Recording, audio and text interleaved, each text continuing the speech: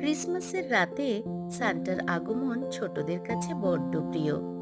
সান্টার ঝুলি ভর্তি গিফট অবশ্যই প্রধান আকর্ষণ।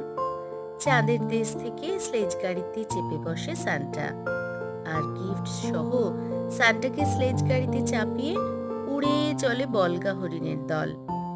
তারাও সকলের কাছে সান্টাকে পৌঁছে দিতে খুবই পরিশ্রম করে, হাসি মুখে।